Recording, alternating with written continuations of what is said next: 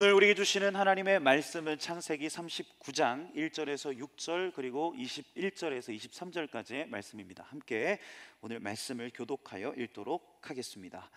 요셉이 이끌려 애굽에 내려가매 바로의 신하 친위 대장 애굽 사람 보디발이 그를 그리로 데려간 이스마엘 사람의 손에서 요셉을 산이라. 여호와께서 요셉과 함께 하심으로 그가 형통한 자가 되어 그의 주인 애굽 사람의 집에 있으니 그의 주인이 여호와께서 그와 함께 하심을 보며 또 여호와께서 그의 범사에 형통하게 하심을 보았더라. 요셉이 그의 주인에게 은혜를 입어 섬기매 그가 요셉을 가정 총무로 삼고 자기의 소유를 다 그의 손에 위탁하니 그가 요셉에게 자기의 집과 그의 모든 소유물을 주관하게 한 때부터 여호와께서 요셉을 위하여 그 애굽 사람의 집에 복을 내리심으로 여호와의 복이 그의 집과 밭에 있는 모든 소유에 미친지라. 주인이 그의 소유를 다 요셉의 손에 위탁하고 자기가 먹는 음식 외에는 간섭하지 아니하였더라. 요셉은 용모가 빼어나고 아름다웠더라. 21절 말씀 같이 읽습니다. 제가 읽겠습니다. 여호와께서 요셉과 함께 하시고 그에게 인자를 더하사 간수장에게 은혜를 받게 하시매 간수장이 옥중 죄수를 다 요셉의 손에 맡김으로 그 제반 사물을 요셉이 처리하고 23절 말씀 함께 읽겠습니다. 간수장은 그의 손에 맡긴 것을 무엇이든지 살펴보지 아니하였으니 이는 여호와께서 요셉과 함께 하심이라. 여호와께서 그를 범사에 형통하게 하셨더라. 아멘. 지금도 비즈니스 분야에 있어서 참 유명한 책이 있는데요. 바로 스티븐 코비라는 분의 성공하는 사람들의 7가지 습관이라는 책이 있습니다. 전 세계적으로도 수천만 부가 풀린 베스트셀러고 지금까지도 많은 사람들이 읽고 있는 책인데 이 저자가 성공하기 위해서 반드시 길러야 하는 7가지의 습관을 얘기해요. 스스로 삶의 주인이 되라, 끝을 생각하면서 일해라, 끊임없이 자신을 쇄신해라 등등 이런 여러 가지 이야기들을 합니다. 이런 메시지들이 참 우리에게 유익해요. 하지만 오늘 말씀을 제가 여러분들과 좀 나누면서 좀 본질적인 질문을 던지고 싶었습니다. 성공에 대한 습관을 이야기하기 전에, 성공을 하기 위한 습관을 이야기하기 전에 그러면 성공이라는 것이 과연 무엇일까? 여러분은 성공이 뭐라고 생각하십니까? 성공, 높은 연봉, 또 안정된 직장, 남들이 부러워할 만한 이 플렉스한 그런 삶, 여러 가지가 될 수 있겠는데 오늘 우리가 읽은 39장에서 보면 계속해서 반복해서 나오는 단어가 있습니다. 그 단어가 뭐냐면 형통이라는 단어예요. 형통. 이 성공과 비슷한 단어입니다. 이 형통이라는 단어도 히브리어 원어적인 뜻을 보면 성공하다, 잘되다 라는 뜻을 지니고 있거든요. 그런데 이 성경적 성공이 무엇일까? 이 형통이라는 단어를 조금 더 살펴보면 그 의미가 단순히 성공하다, 잘되다라는 의미를 넘어서요, 어떤 앞으로 나아가다, 뚫고 전진하다, 그렇게 번성하다라는 뜻을 지니고 있어요.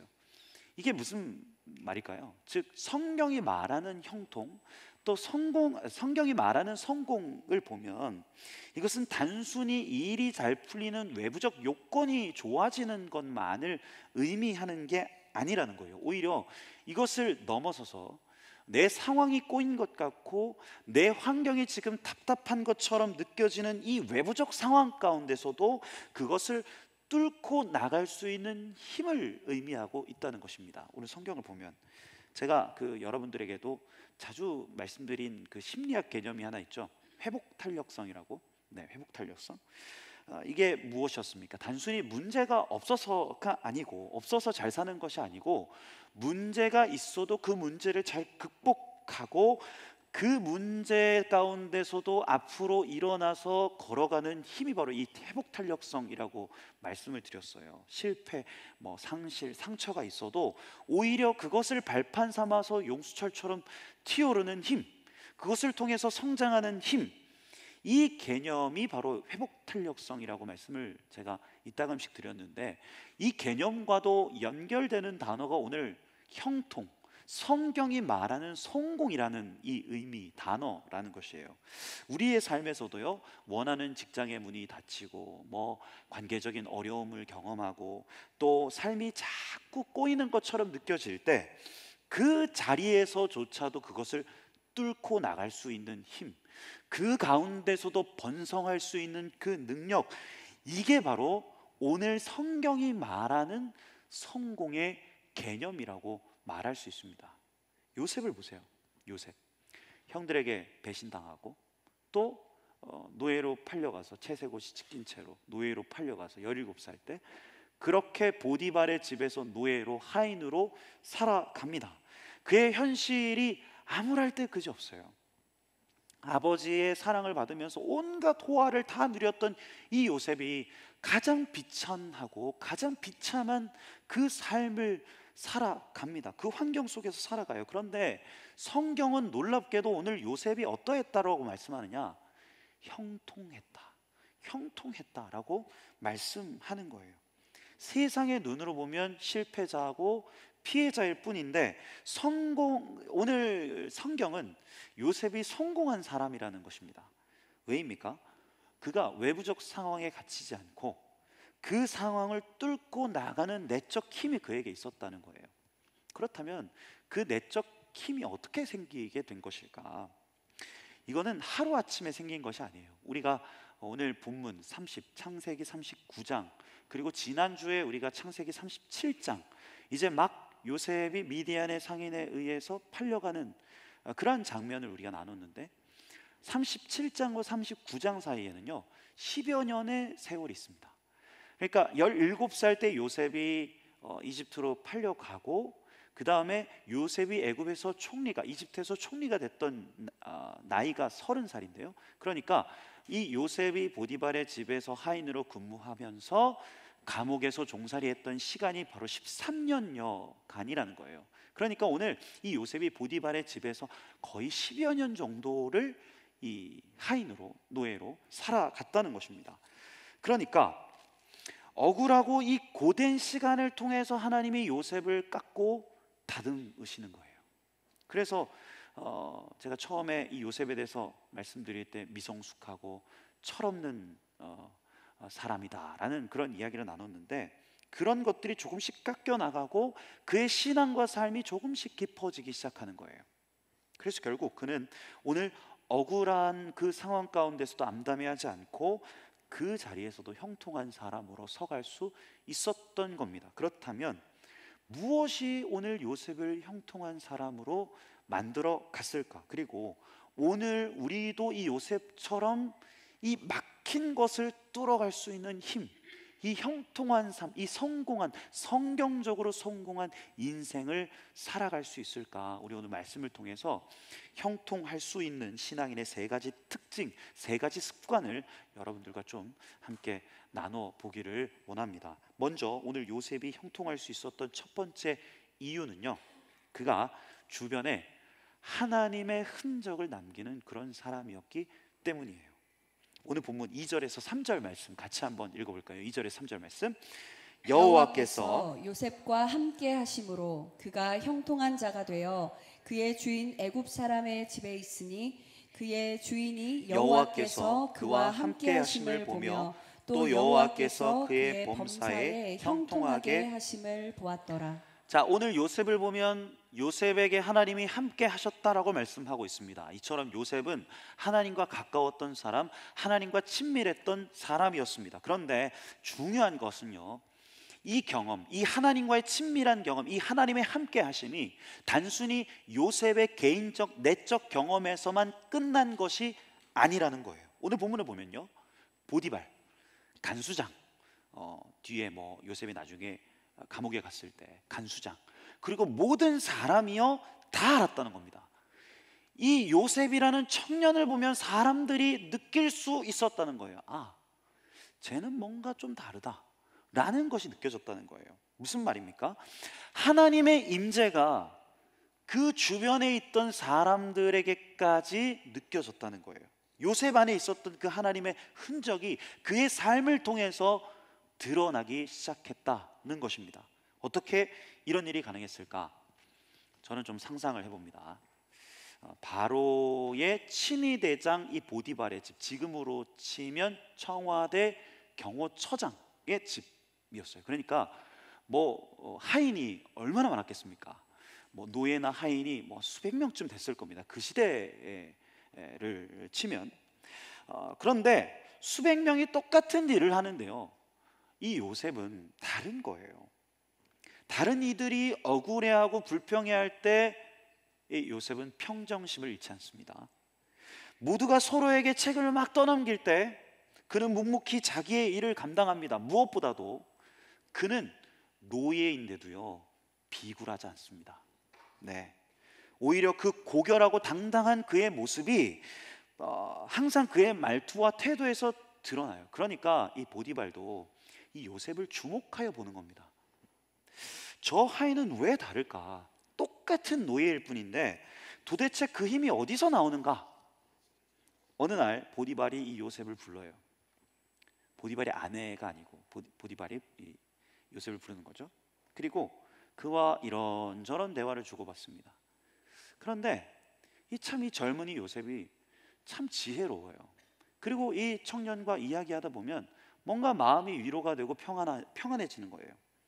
자신이 고민하던 문제에 대해서 아주 사이다 같은 답변을, 지혜로운 답변을 해줍니다. 그때부터 더더욱 요셉에게 눈길이 가요. 그의 말투와 표정, 또 그가 사람을 대하는 태도 하나하나에서 설명하기 어려운 어떤 기운이 뿜어져 나옵니다. 보디발이 그에게 말했을 것 같아요. 요셉에게, 요셉, 너에겐 뭔가가 있구나. 그런데 네가 항상 얘기하는 그 여호와 하나님, 그 여호와라는 어쩌보면 그 신적 존재 때문일지도 모르겠다. 성경이요, 이 진리를 우리에게 말씀합니다. 갈라디아서 6장 17절에 보면 사도 바울이 이렇게 말씀하는데, 내가 내 몸에 예수의 흔적을 지니고 있다. 내가 내 몸에 예수의 흔적을 지니고 있다. 무슨 말인가? 우리를 통해서 사람들이 본다는 거예요. 우리의 말투, 우리의 행동, 우리의 표정, 우리의 관계 맺음 속에서요, 사람들은, 여러분들 주변에 있는 사람들은 보이지 않는 하나님을 본다는 것입니다. 그래서 사람들은 우리를 보며 이렇게 말할 수 있어요. 아니, 저 친구는 어떻게 저런 상황 속에서도 평안할 수 있지? 저렇게 평온할 수 있지? 아니, 쟤는 가진 것도 쥐뿔 없는데 뭐 저렇게 당당하지? 아니, 저 사람은 어떻게 저런 상황에서도 담담하게 웃을 수 있을까? 그리고 사람들이 깨닫기 시작하는 거예요. 저 친구에게는, 저 사람에게는 뭔가가 있구나. 사랑하는 여러분, 이것이 바로 우리가 남겨야 될 흔적입니다. 흔적. 사람들에게 불편함과 피로를 주는 그런 사람이 아니고, 존재가 아니고, 잔잔한 여운과 잔잔한 흔적을 남겨주는 존재가 바로 우리가 될 수 있어야 한다는 것입니다. 예전에 그 대학생 시절에 학부 사경회 때, 그때 제가 이제 장신대 학부를 다니고 있었는데, 학부 사경회 때 서울여대 장경철 교수님이란 분이 오셔서 특강을 해준 적이 있습니다. 그 특강이 어떤 특강이었냐면 연애 특강이었습니다. 연애 특강. 그런데 제가 다는 기억 안 나고요, 그때 무슨 얘기를 하셨는지 기억은 안 나는데, 한 가지 그 교수님이 얘기했던 에피소드 하나는 제가 기억이 납니다. 어떤 이야기를 하셨냐면, 교수님이 그 연애를 잘하려면 무엇보다 그리움을 불러일으킬 수 있는 사람이 되어야 된다, 이런 얘기를 했거든요. 그리움을 불러일으킬 수 있는 사람. 있을 때는 몰랐는데 없으면 그 사람 있었으면 참 좋았을 걸 하는 그런 생각나는 사람이 되어야 한다라는 것을 이제 이야기하면서 그 한 가지 예화, 에피소드를 들려주셨어요. 그 교수님이 자주 가시던 짜장면집이 있었답니다. 그런데 그 짜장면집에는 서빙을 하시던 아주머니가 계셨는데 늘 무표정하고 불친절하고 아주 불쾌하게 손님들을 대하셨대요. 여기 짜장면 하나요 하면 들은 큰도 하지 않고, 들은 척도 하지 않고, 시큰둥하게 짜장면 나오면 짜장면 탁 던져놓고 대충 던지듯 그렇게 손님한테 내려놓고 갔다는 거예요. 그래서 그 뭔가가 늘 불만이고 뭔가가 이제 늘 무서운 분이셨던 거예요. 그런데 이 교수님이 그런 마음이 드셨다는 거예요. 내가 저분의 미소를 좀 찾아내드려야겠다, 그런 생각이 드셨답니다. 그래서 그 자주 가는 이제 짜장면 집이니까 갈 때마다 이 아주머니에게, 이 무표정하고 이 불친절하신 아주머니에게 작은 칭찬들을 건네셨다는 거예요. 아주머니, 오늘은 너무 짜장면이 맛있네요. 아주머니, 오늘은 너무 날씨가 좋죠? 아주머니, 오늘 얼굴을 보니까 너무 고우시네요. 너무 아름다우세요. 막 이런 칭찬들을 건넸다는 거예요. 처음에는 그 아주머니가 이 아저씨가 돌았나 하는 그런 표정이셨답니다. 그런데 나중에 조금씩 입꼬리가 이제 올라가기 시작하시더니, 그러면서 환하게 웃으시다는 거예요. 그러면서 이 불친절하던 아주머니가 달라지셨답니다. 이 교수님이 짜장면집을 딱 가면 이 아주머니가 열일 제쳐놓고 달려와서 아저씨 뭐 드실래요? 막 그렇게 물어보고, 여기 단무지 더, 막 그 교수님이 먹고 있는 그 짜장면과 그 반찬들을 다 보시면서 주목하여 보시다, 여기 반찬 더, 여기 단무지, 여기 양파, 막 이렇게 하셨다는 거예요. 그렇게 살뜰히 챙겨주시더라는 겁니다. 무엇입니까? 그리움. 교수님의 작은 그 관심과 따뜻한 말 한마디가 이 아주머니의 꽁꽁 얼음붙은 이 마음을 녹인 거예요. 그래서 이 아주머니가 이 교수님을 그리워하게 되신 거예요. 만나면 늘 기분 좋게 해주시는 그분이 또 언제 오시나, 그런 마음을 이제 품으신 거죠. 이게 그리움의 힘이라는 거예요. 썸을 타든 연애를 하든 아니면 직장에서나 뭐 교회 안에서든, 있을 때는 몰랐는데 없을 때 자꾸 생각나는 사람, 그렇게 그리워지는 사람. 저는 오늘 이 요셉이 그런 사람이었다고 믿습니다. 보디발이 그를 그리워하게 만들고 그의 주변에 잔잔한 여운과 흔적을 남긴 사람이 오늘 요셉의 모습이 아닐까. 그게 요셉의 형통의 증거였고 하나님의 함께 하심의 증거였던 거예요. 여러분들의 존재가 그러한 존재가 되시기를 바랍니다. 여러분들의 말투, 태도, 또 이 그리스도의, 여러분들 안에 있는 그리스도의 흔적이 사람들의 마음을 움직이고 사람들로 하여금 그리움을 불러일으키고 잔잔한 여운을 주는 거예요. 성경이 말하잖아요. 너희는 그리스도의 향기다. 그리스도의 향기. 향수가게에 잠시 들렸을 뿐인데 그 냄새가 잔잔하게 하루 종일 그 옷깃에 배어서 따라 나와요. 어떤 향기는 마음을 편안하게 하고 어떤 향기는 예전의 그 추억들을 불러일으킵니다. 향기는 보이지 않지만 오래 남아요. 마찬가지로 주님과 친밀한 사람은 눈에 보이지 않는 하나님의 향기를 발산합니다. 그 향기는 어떤 말보다 어떤 행동보다도 더 강력하게 주변의 사람들의 마음을 변화시키고 평온하게 만드는 거예요. 사랑하는 여러분, 여러분들의 삶이 흔적, 그리스도의 향기 될 수 있기를 소망합니다. 네, 이제 형통한 신앙인의 두 번째 습관, 그것은 바로 신뢰의 그릇을 키우는 것이다. 신뢰의 그릇을 키우는 것. 우리 오늘 본문 4절과 6절 말씀을 같이 한번 읽어볼까요? 4절과 6절 말씀. 요셉이 그의 주인에게 은혜를 입어 섬김에 그가 요셉을 가정 총무로 삼고 자기의 소유를 다 그의 손에 위탁하니 주인이 그의 소유를 다 요셉의 손에 위탁하고 자기가 먹는 음식 외에는 간섭하지 아니하였더라. 요셉은 용모가 빼어나고 아름다웠더라. 네, 보디발이 요셉에게 모든 것을 다 맡겼다라고 말씀합니다. 자기가 먹는 음식 외에는 모든 소유, 몽땅 다 요셉에게 맡겼다. 네, 생각해 보세요. 고대 사회에서 노예는 소유물일 뿐입니다. 여러분, 그 요셉은 가구나 짐승처럼 취급받던 그런 존재였던 거예요. 그런데 보잘것없는 그 존재에게 보디발이 어떻게 합니까? 자신의 모든 소유, 자신의 모든 것을 다 위탁합니다. 상식적으로 이게 불가능한 거예요. 그리고 오늘 요셉이 모함을 받고 나중에 감옥에 갇혔을 때도 마찬가지예요. 오늘 본문 22절에서 23절 말씀 같이 한번 읽어볼까요? 22절에서 23절 말씀. 간수장이 옥중 죄수를 다 요셉의 손에 맡김으로 그 재반 사물을 요셉이 처리하고 간수장은 그의 손에 맡긴 것을 무엇이든지 살펴보지 아니하였으니 이는 여호와께서 요셉과 함께 하심이라. 여호와께서 그를 범사에 형통하게 하셨더라. 자, 놀라운 표현이죠. 이게 참 오늘 본문을 보면 보디발의 집에서는 그의 주인이 자신의 모든 소유를 맡기고요, 감옥에 들어가니까 간수장이 그 재반 사물을 다 맡겼다라고 말씀해요. 한쪽은 바로의 친위 대장이고 한쪽은 이집트 감옥의 최고 책임자입니다. 그들이 공통적으로 하는 말이 있습니다. 요셉은 믿을 만하다, 그 말인 거예요. 요셉을 믿고 맡길 수 있는 사람, 신뢰할 만한 사람으로 여겼다는 것입니다.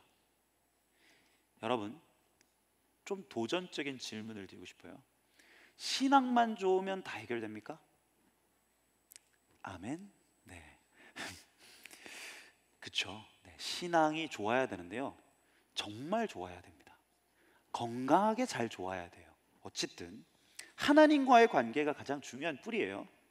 그런데 아무리 신앙이 좋다고 해도 여러분이 속한 학교, 직장, 또 삶의 그 자리 공동체에서 여러분이 주변 사람과 이웃들에게 전혀 신뢰할 수 없는 사람이라면 어떨까요? 직장과 학교에서 맡은 일 대충 하고, 약속 자꾸 어기고, 팀플에서 자꾸 자료 계속 늦게 내고, 발표 당일에는 미안, 내가 준비가 안 됐네 라고 말하는 사람이라면 아무도 여러분들 신뢰하지 않을 겁니다. 아무리 예배 열심히 나오고 여러분들이 뭐 기도를 얼마나 열심히 하든 상관없이 세상은 그 사람에게 어떤 일도 맡기지 않으려고 할 거예요. 제가 여러분들한테 이따금씩, 우리 청년들에게 이따금씩 하는 얘기가 있습니다. 비둘기같이 순결하고 뱀같이 지혜로워라. 비둘기같이 순결하지만 말고 뱀같이 지혜롭기도 해야 한다. 우리는 이따금 비둘기에만 머물려 할 때가 있어요. 교회 안에 예배 드릴 때, 기도할 때, 찬양할 때 그 자리에서 우리는 순결해 보입니다. 그런데 막상 세상 속에 살아가면 전혀 탁월하지 못하고 전혀 성실하지 못합니다. 반쪽짜리 신앙이에요. 세상은요, 우리가 교회 안에서 얼마나 기도하는가를, 얼마나 찬양하는가를 보지 않습니다. 세상은 여러분들이 회사에서 어떻게 일하는지, 세상은 여러분들이 학교에서 과제를 어떻게 준비하는지, 세상은 여러분들이 팀 프로젝트에서 어떤 태도를 보이는지, 그 가운데서 세상은 여러분 안에 계시는 하나님을 보는 거예요. 세상을 움직이는 가장 기본적인 원리가 바로 돈이죠. 돈. 그래서 자본주의 사회라고 하잖아요. 그런데 이 돈에 대해서 아주 흥미로운 관점을 이야기해주는 책이 하나 있습니다. 제가 이따가 청년들에게도 이야기했던 것 같은데, 이즈미 마사토의 부자의 그릇이라는 책이 있습니다. 이 책의 주인공이 있는데요, 이 책이 이제 어떤 내러티브 형태로, 이야기 형태로 진행이 돼요. 이 책의 주인공이 사업이 실패해서 모든 게 다 망해버립니다. 그런 상태로 이제 폐인처럼 이 공원을 걷다가 한 노인을 만나게 돼요. 그리고 그 노인에게 만나서 자신이 어떤 삶을 살아왔고 자신이 어떻게 이 사업이 망했는지를 들려줍니다. 그런데 그 노인은 이 주인공에게 당신이 실패한 것은 단순히 돈이 없어서가 아니고 돈을 다룰 그릇이 부족했기 때문이다 라고 이야기를 해요. 책은 돈의 본질을 이렇게 설명합니다. 돈은 고여있지 않고 흘러간다. 그리고 그 흐름은 언제나 신뢰할 만한 사람에게 향한다. 주인공이 이제 사업을 했는데 처음엔 잘 됐어요. 뭐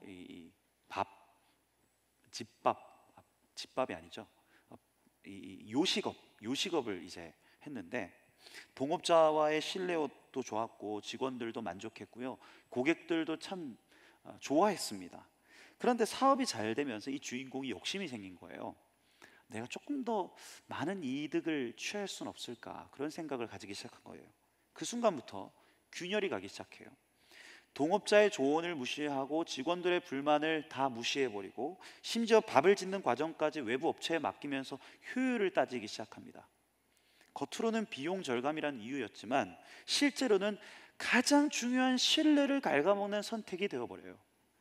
고객은 예전만큼 맛이 없다라고 이제 컴플레인을 걸기 시작하고, 또 직원은 회사가 우리를 소모품으로 여긴다 하고 이 회사를 떠나기 시작합니다.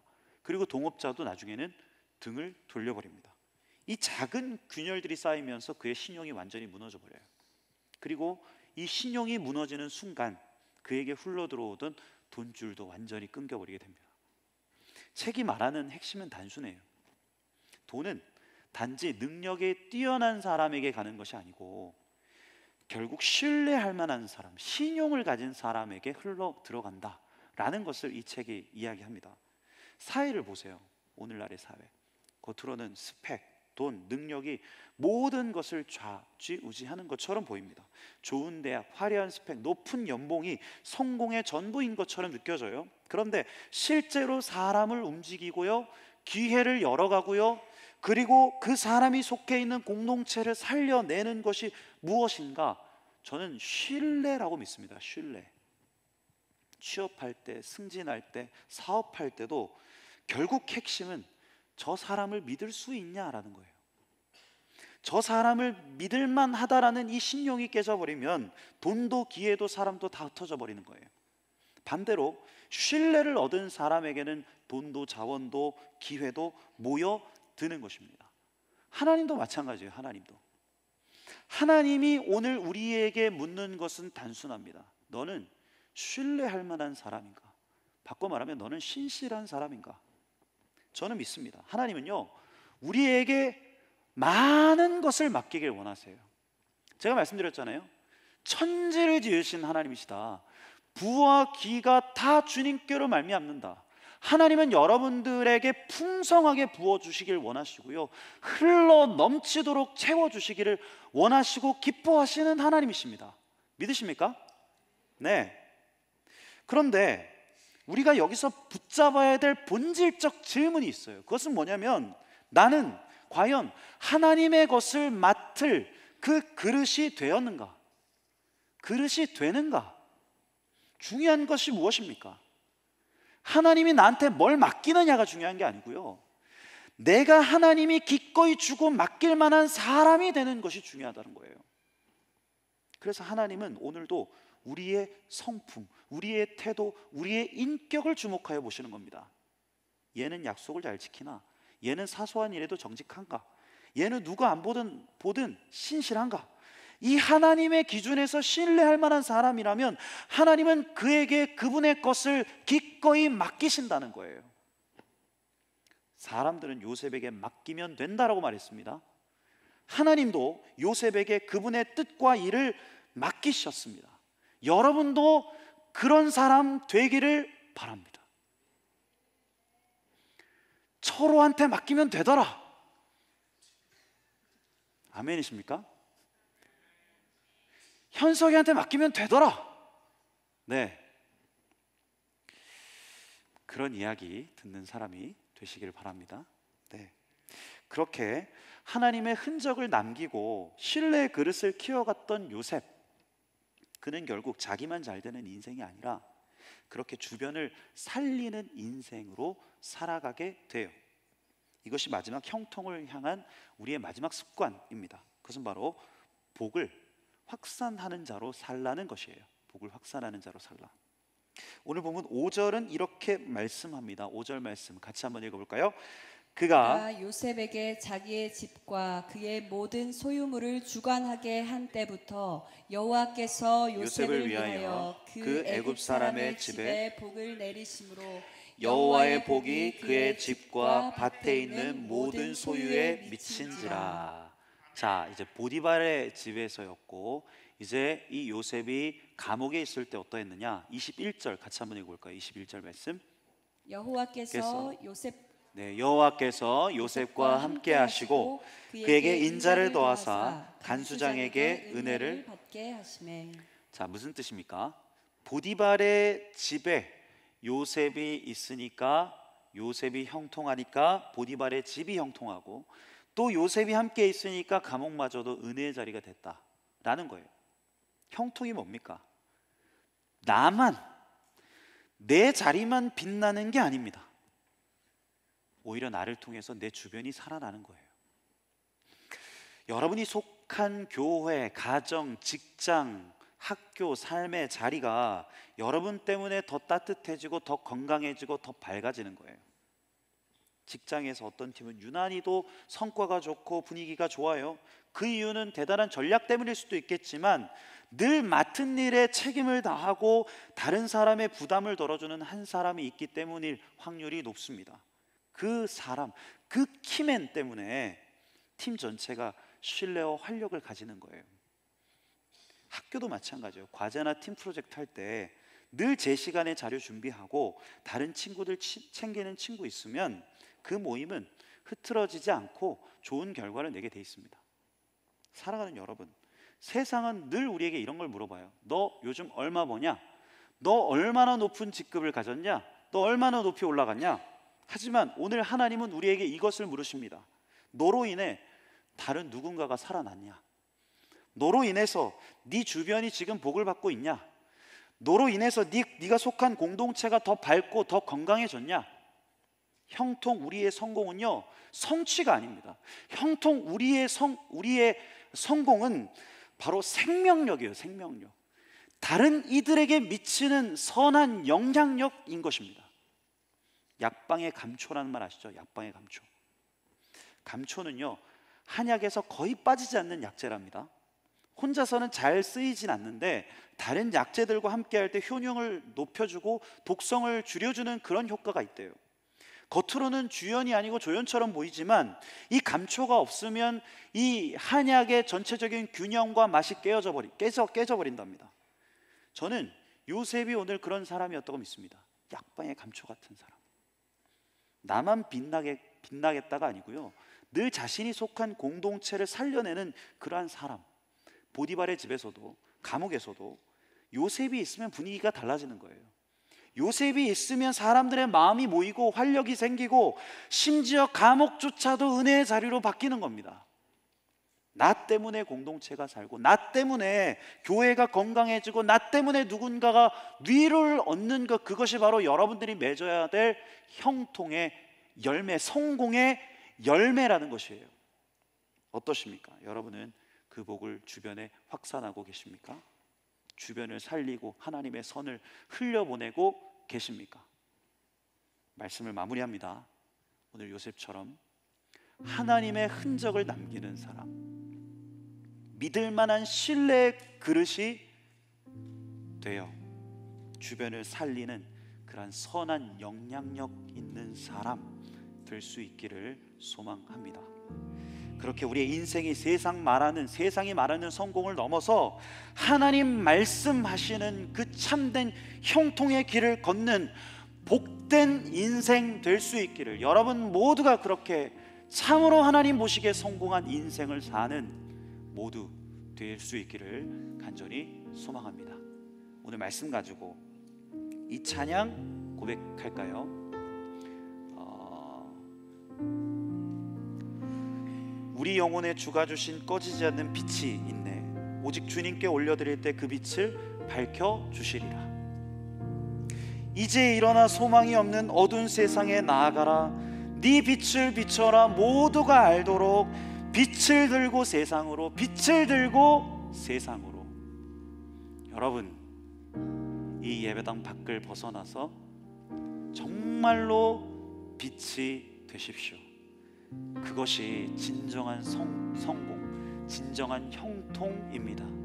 주변에 하나님의 흔적이 되어지고 또 주변에 신뢰할 만한 그릇으로 하나님의 복을 흘려보내는 인생, 그렇게 여러분 안에 있는 빛을 안에만 가둬두는 게 아니라 세상 가운데로 나아가 그 빛을 비추는 여러분들의 인생 될 수 있기를 소망합니다. 우리의 모습이 조금 부족하고 연약하게 느껴진다 할지라도 여러분 오늘 다시 하나님 앞에서 이 찬양의 고백, 이 찬양의 선포로 나아가십시오. 여러분 안에 있는 빛을 하나님이 비춰주시고 세상 가운데서 소망과 기쁨과 또 하나님의 빛으로 여러분들을 삼아 주실 줄로 믿습니다. 우리 이 찬양 함께 고백하면서 나아갈까요? 우리 영혼에, 우리 영혼에 주가 주신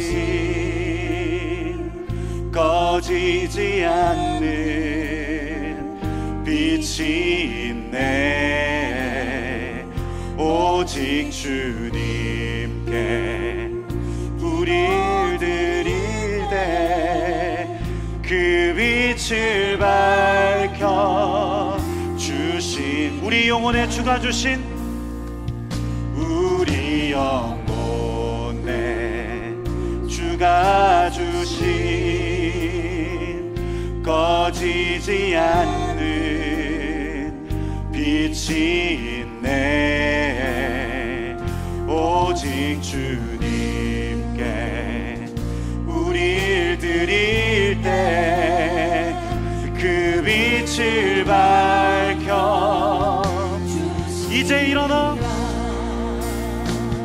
이제 일어나 소망이 없는 어두운 세상에 나아가라. 내 빛 비춰라. 모두 알도록 빛을 들고 세상으로 빛을 들고 세상으로 이제 일어나 이제 일어나 소망이 없는 어느 세상에 나아가라. 내 빛 비춰라. 모두 알도록 빛을 들고 세상으로 빛을 들고 세상으로. 우리가 처음 고백해보는 찬양이지만 다시 한번 우리가 이 찬양 함께 고백할 때 여러분 조금 더 여러분들의 믿음의 결단을 좀 보여주시겠습니까? 우리 다 함께 좀 자리에 일어나서 정말로 우리가 세상 가운데 나아가서 주님 이제 일어나 소망이 없는 이 어두운 세상 가운데 나아가서 주님의 빛을 비추겠습니다. 그렇게 하나님의 흔적으로 그렇게 예수 그리스도의 그 온전한 향기를 바라는 참으로 복된 주의 사람들, 하나님의 형통을 온전히 나눠주고 전하는 그러한 사람들 되겠습니다. 우리 다시 한번 이 찬양 믿음의 결단을 가지고 함께 고백하면서 나갑시다. 우리 영혼에 주가 주신 꺼지지 않는 빛이 있네. 오직 주님께 우릴 드릴 때 그 빛을 밝혀 이제 일어나 소망이 없는 이제 일어나 소망이 어두운 세상에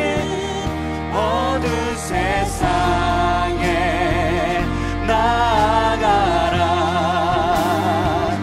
내 빛 비춰라. 모두 알도록 빛을 들고 세상 주님 우리가 이 빛을 들고 우리의 삶의 자리 가운데로 나아갑니다. 세상 이제 일어나 소망이 없는 이제 일어나 소망이 없는 어두운 세상에 나아가라. 내 빛 비춰라. 모두 알도록 빛을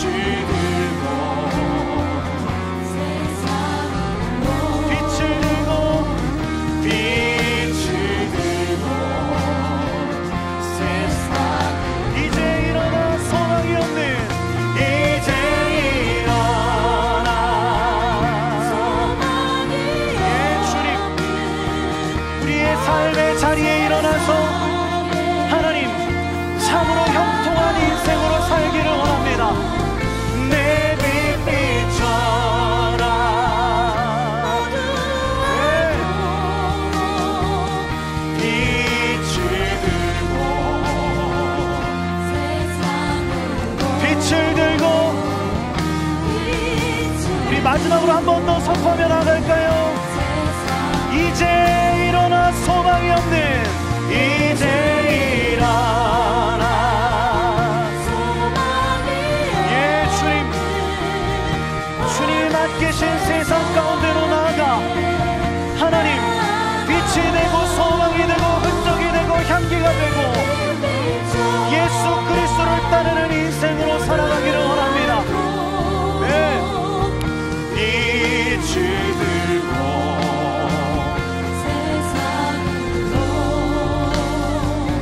빛을 들고 우리가 이 한 가지 놓고 함께 기도하기를 원합니다. 오늘 찬양했던 것처럼 여러분 이미 예수 그리스도를 믿고 예수 그리스도를 영접한 우리에게 하나님의 빛이 여러분 안에 있습니다. 그러니까 일어나십시오. 빛을 발하십시오. 주눅들지 말고 쫄지 말고 당당하게 여러분들의 삶의 자리로 나아가서 가정, 직장, 학교의 자리로 나아가서 진짜 성공한 인생, 형통한 삶을 살아가십시오. 외적 조건으로 여러분들을 재단하지 말고 외적 조건으로 여러분들의 인생의 성공을 판가름하지 말고 여러분들이 부대끼면서 살아가는 그 삶의 자리, 답답하고 힘들고 때론 버겁게 느껴져도 포기하지 않고 주를 붙듦으로 주 안에서 그것을 뚫어내는 주님 그러한 힘, 그러한 빛으로 우리가 나아가기를 소망합니다. 빛으로 주와 함께 견디고 승리하면서 진짜 형통 성공하는 인생 살게 해달라고 우리의 삶을 주님 손에 올려드리며 함께 기도하면서 나가도록 하겠습니다. 기도하겠습니다. 주님 우리의 삶의 자리, 우리의 가정, 우리의 직장, 우리가 처한 관계들 주님이 세상 가운데서 주눅들지 않고 쫄지 않고 당당하고 담대하게 우리 안에 있는 이 빛, 우리 안에 있는 이 진리 주님 그 소망을 전하고 소망을 바라는 인생 우리의 인생 되게 하여 주옵소서. 좋은 대학, 직장, 스펙, 부와 소유, 외적 조건으로 우리의 성공을 재단하는 것이 아니라 어떠한 상황에 처해 있다 할지라도 우리가 처한 상황이 답답하고 막막하고 주님 그렇게 어렵다 할지라도 버겁게 느껴져도 포기하지 않고 우리의 삶의 자리에서 주를 붙들고 빛을 바라고 소망을 바라고 일어나 주님 그렇게 그리스도의 자녀로 살아갈 때 그게 바로 성공이다, 그게 바로 형통이다, 그게 바로 내가 원했던 인생이다 말씀하시는 하나님의 음성 듣게 하여 주옵소서. 빛을 발하게 하여 주옵소서. 우리의 청년들의 한 사람 한 사람의 삶, 우리 청년들의 한 사람 한 사람의 일터 가운데 예수 그리스도의 빛이 온전히 드러나게 하여 주옵소서. 이제 일어나 소망이 없는 어두운 세상에 주님 우리가 쫄지 않습니다. 두려워하지 않습니다. 비춰라 모두 알도록 빛을 들고 세상으로 빛을 들고 이제 일어나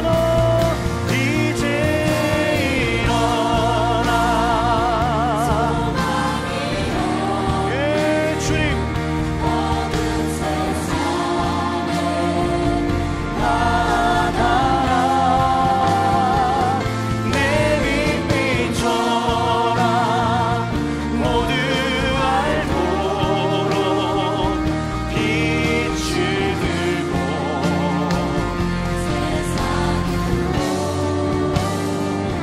빛을 들고 우리 마지막으로 함께 기도하겠습니다. 세 가지 흔적을 남기는 것, 신뢰의 그릇을 키우는 것, 그렇게 복을 확산하는 자로 사는 것, 주님, 그렇게 우리의 삶이 하나님 보시기에 형통한 인생 되게 하여 주옵소서. 우리의 말과 행동에 주의 향기가 배이게 하시고 하나님과 사람 앞에 믿을 만한 사람 되게 하시고, 그렇게 주신 복을 주변 가운데 흘려보내는 참된 성공한 인생, 참된 형통의 인생 살게 해달라고 다시금 우리의 인생을 주님 손에 올려드리며 함께 기도하면서 주님 앞에 나가도록 하겠습니다. 기도하겠습니다. 주님, 우리의 인생, 우리의 삶의 자리에서 하나님 주의 흔적 남기는 인생 되기를 원합니다. 주님, 그렇게 우리 삶의 자리들, 우리가 만나는 사람들 가운데 하나님 따뜻한 온기가 되어지고, 주님, 그렇게 따뜻한 주의 품이 되어지고, 그렇게 주님 여운과 흔적을, 그리스도의 향기를 드러내는 우리의 인생 되게 하여 주옵소서. 하나님과 사람 앞에 믿을 만한 신뢰의 사람 되어지기를 원합니다. 주님, 기도만 하고 끝나고 찬양만 하고 끝나는 인생이 아니라 우리 삶의 작은 순간순간들을 신실함으로 살아낼 수 있도록 인도하여 주옵소서. 그리하여서 주님, 나만 잘 되는 인생 아니고 주님, 모두 내 주변을 살리는 인생, 내 공동체가 나로 인해 살아나는 그러한 인생, 그렇게 참된 복된 인생 되어질 수 있도록 우리의 삶을 주관하여 주옵소서.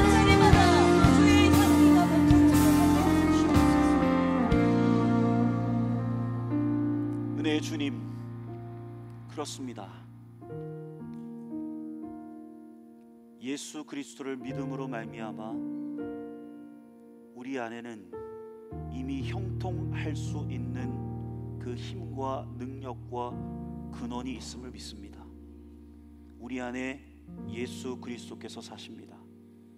주님이 우리와 함께 하십니다.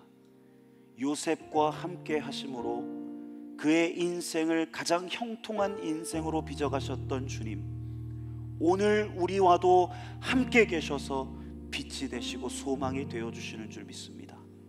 하나님, 그렇게 이제 우리 삶의 자리에서 예수 그리스도의 향기를 드러내고 예수 그리스도의 흔적을 드러내는 인생, 하나님과 사람 앞에 참으로 믿을 만한 신실한 삶 살아가는 인생, 그렇게 나만 잘 되는 삶이 아니라 나로 인하여 내 주변이 살고, 나로 인하여 내 공동체가 살고, 나로 인하여 내 직장과 내 가정과 내 삶의 터전과 내 관계들이 살아나는 귀한 역사 있게 하여 주옵소서.